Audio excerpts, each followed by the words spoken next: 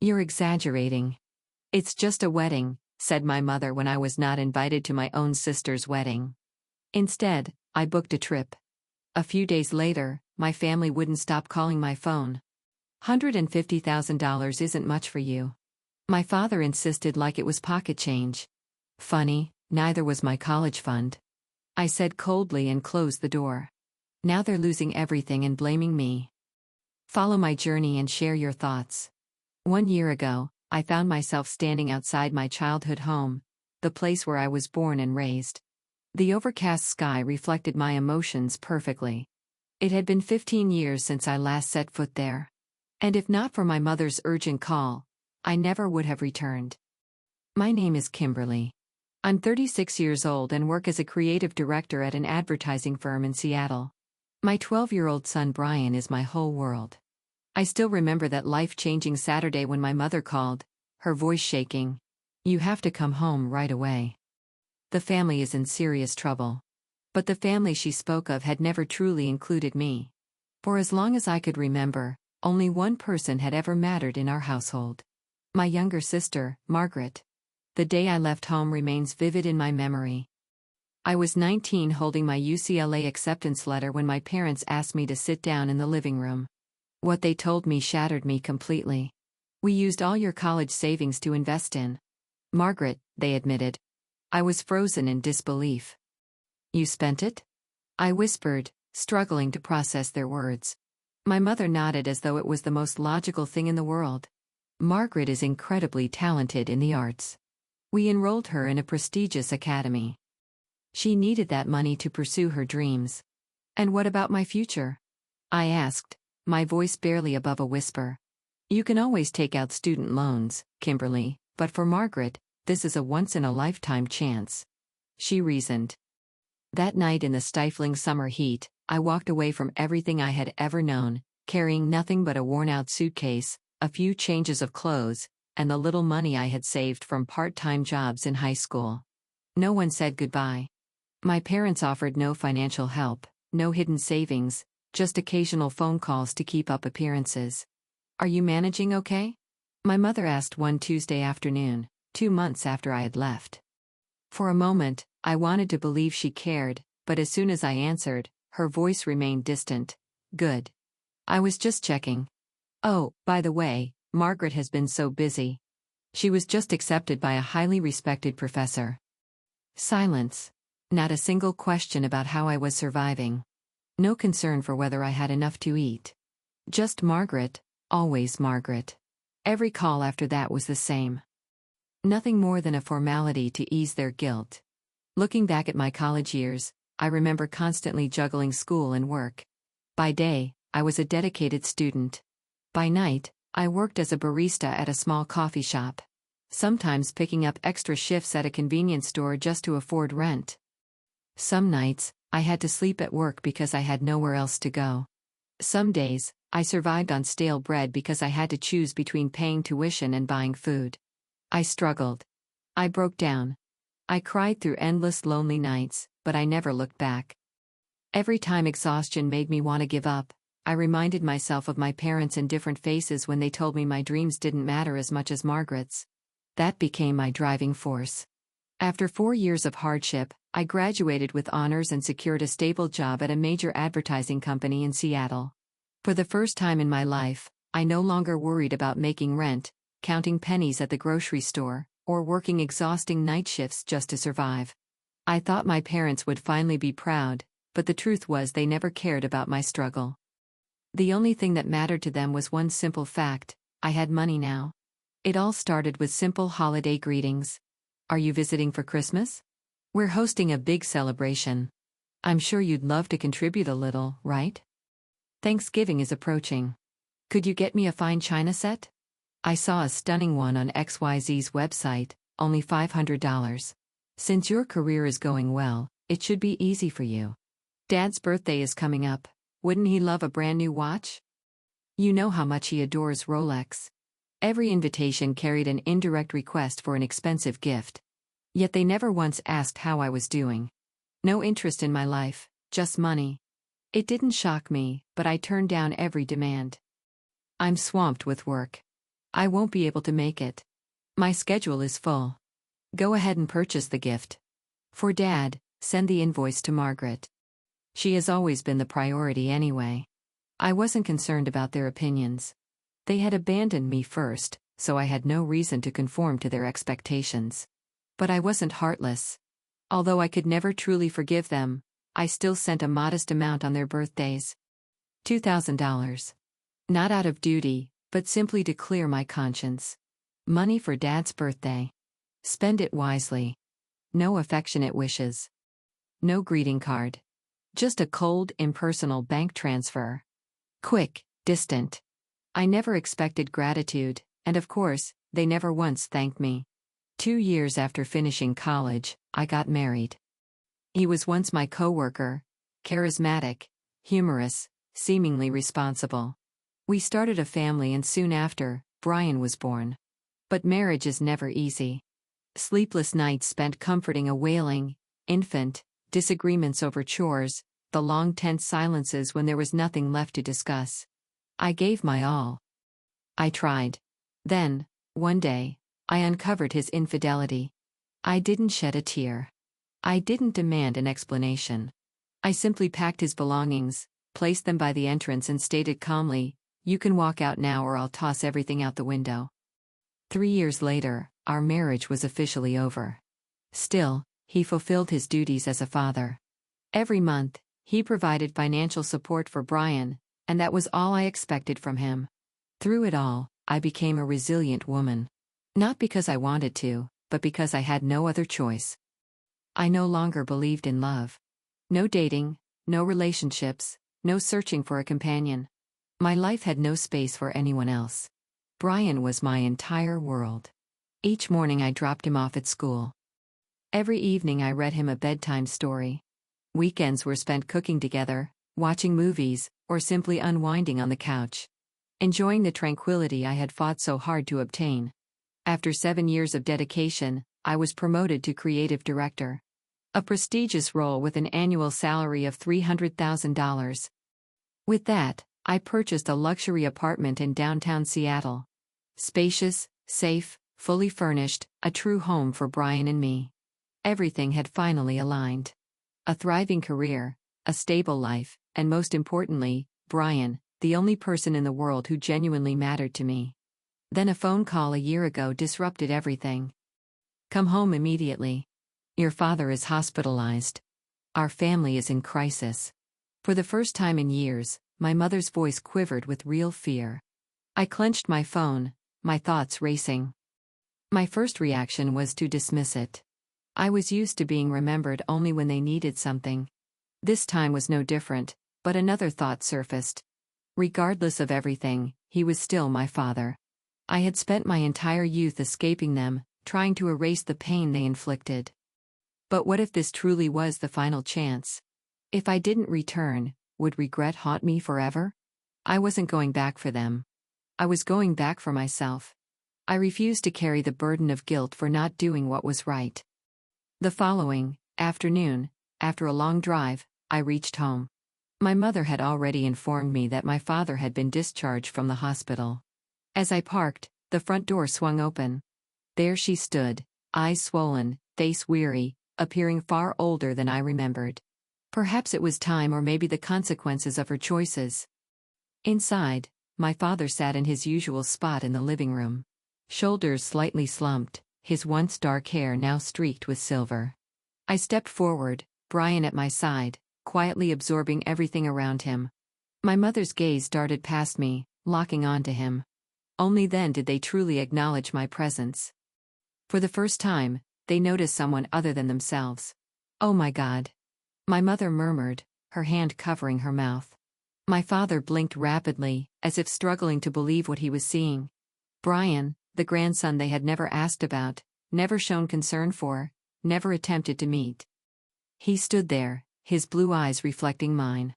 Wavy brown hair slightly disheveled, his small fingers clutching the hem of my shirt. "Brian, is that right?"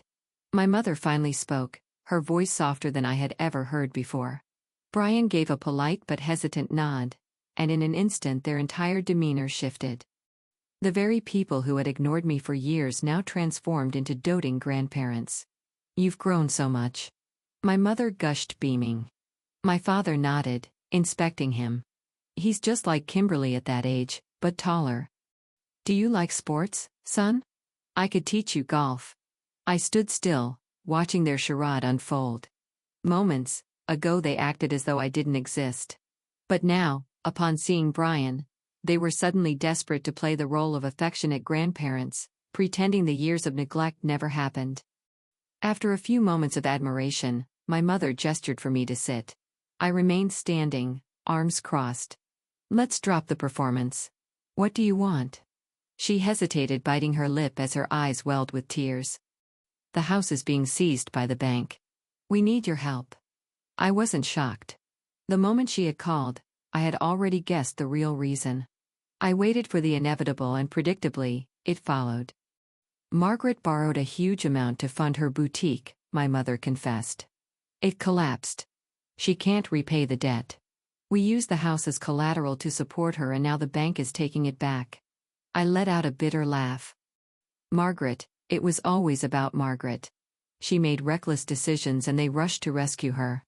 She created problems and I was expected to fix them. I turned to my father. So now you expect me to cover her debts? Without the slightest trace of shame, he nodded. You have a successful career, Kimberly. Just contribute a little so we can keep the house. I scoffed. We? They exchanged glances but remained silent. Because deep down they knew the truth. I had never truly been part of their family, but I was no longer the powerless girl I had been 15 years ago. I folded my arms. How much is it? They hesitated as if caught off guard by my question. My mother swallowed hard before speaking carefully. Around $250,000. But if we can pay $150,000 immediately, the bank might extend the deadline. I exhaled sharply, shaking my head in disbelief. $150,000?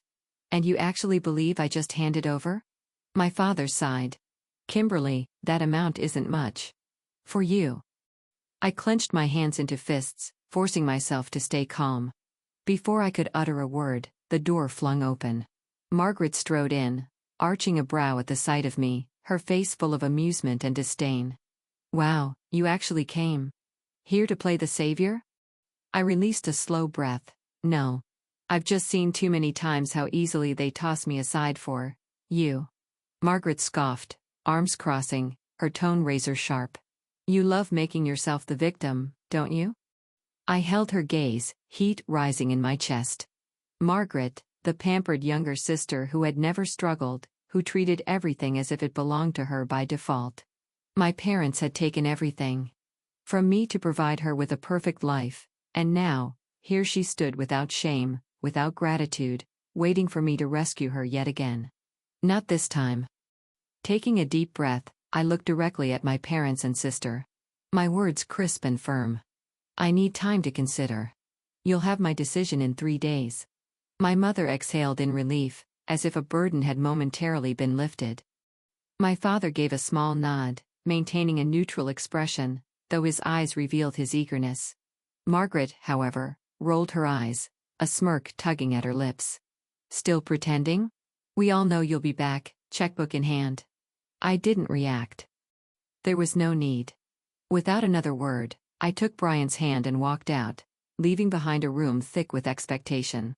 On the drive home, Brian broke the silence, his voice gentle but concerned. Mom, are you okay? I smiled at him, squeezing his small hand reassuringly.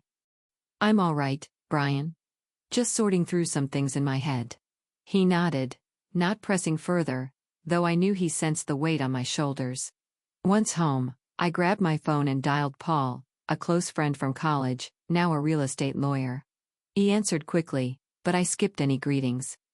Paul, I need some advice. My parents are about to lose their house and naturally they expect me to fix it. Paul let out a short, amused laugh. His voice edged with sarcasm. So after all this time, they suddenly remember you exist? I sighed, exhaustion creeping into my tone. Exactly. And what's worse, they act like my help is guaranteed. Paul went quiet for a moment before asking, Kimberly, are you actually considering helping them? I hesitated before answering honestly. I don't want to help Margaret, but no matter what, they're still my parents. Paul sighed, his voice dropping slightly. All right. If you want to assist without being taken advantage of, I have a suggestion. I narrowed my eyes, cautious. Go on. He spoke with slow, deliberate precision. Buy the house in your name. Let them stay, but not for free. Set strict terms. If they repay the $250,000 in full, it's theirs. If they don't, it remains yours. I leaned back, considering the idea. This wouldn't just provide them with a home, it would force them to be accountable for their choices. More importantly, it would ensure Margaret never dragged me into her mess again.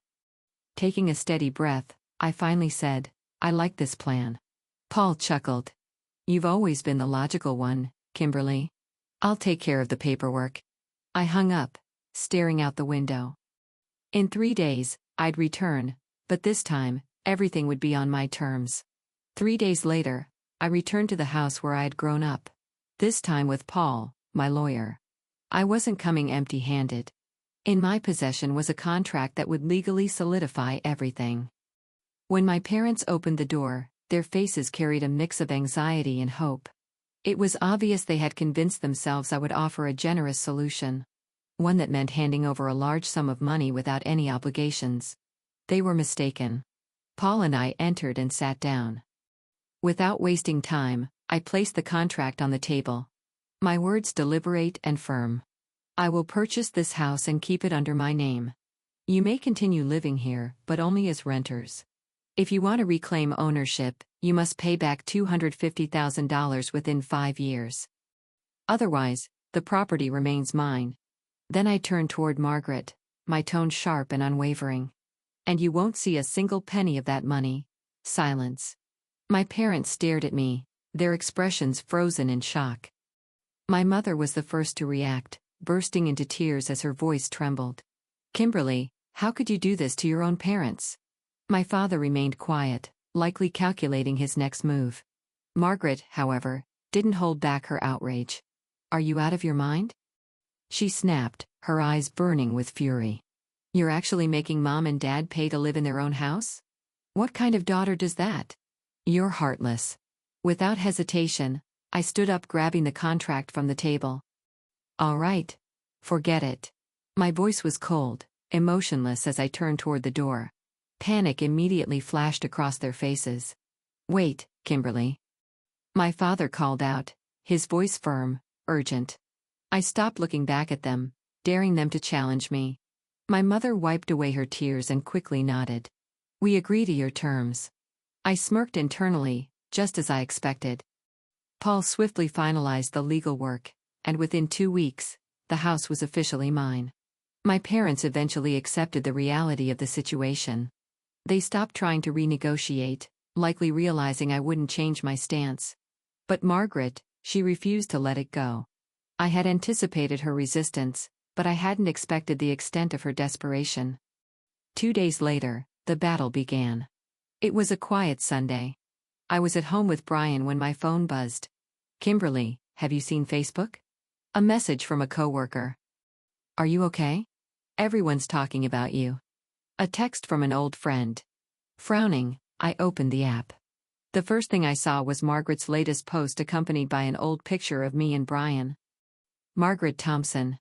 It's devastating to have a sister so shameless. A single mother abandoned by her husband, now extorting her own parents for money. She earns plenty, but still forces our elderly parents to pay rent.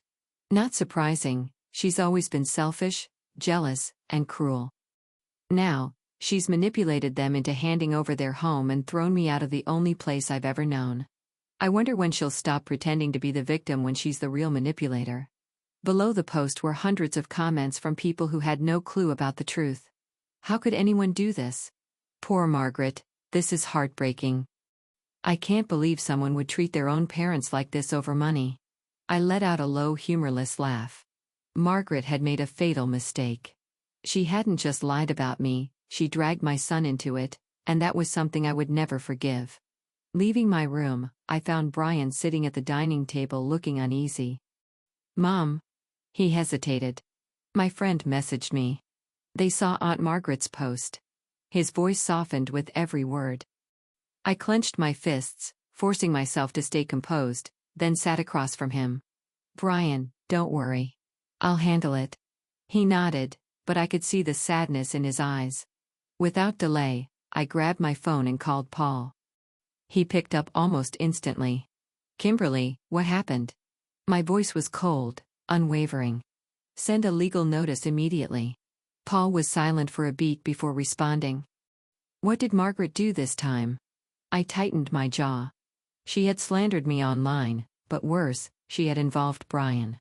Paul's tone immediately shifted, becoming firm. This is serious. I'll prepare an official notice demanding she removes the post immediately along with a legal warning. If she continues spreading false information, there will be legal repercussions. Good. I inhaled deeply before adding, I want her out of my house within 48 hours. Paul didn't sound the least bit surprised. I suspected this would happen sooner or later. I'll take care of the legal formalities, but brace yourself. She won't go down without a fight. I let out a dry, humorless chuckle. You know me. I've never shied away from a confrontation. Later that day, Paul and I drove to my parents' house. Though the sun shone brightly above, the atmosphere around me felt like the eerie silence before a storm. Paul focused on the road, occasionally glancing at me through the rear-view mirror. Are you absolutely sure you want to handle this personally? He asked. I need to look her in the eye when I kick her out, I replied, my voice like steel. Paul gave a small nod. Then prepare yourself. She won't leave without causing a spectacle. I smirked, my gaze locked ahead. I'm counting on it. At exactly 4 p.m, we arrived. As I stepped out, Paul followed holding a stack of official documents. The door swung open. My parents stood just inside, their expressions stiff with unease. Meanwhile, Margaret lounged on the couch, legs casually crossed, scrolling through her phone as if nothing remotely significant was happening. Paul cleared his throat and wasted no time. Margaret Thompson, I represent Kimberly as her legal counsel. According to property ownership laws, you no longer have the right to reside here. You have 48 hours to vacate, or we will proceed with formal eviction through legal channels. Margaret arched a brow, casually set her phone aside, and let out a sharp, dry laugh. Oh, you're actually serious? She scoffed, folding her arms. I stepped forward, my gaze unwavering. Do I seem like I'm joking? Margaret held my stare before spitting her words with venom. You really think you're something special? You and that worthless brat of yours are nothing but parasites. A pathetic woman dumped by her husband, pretending to be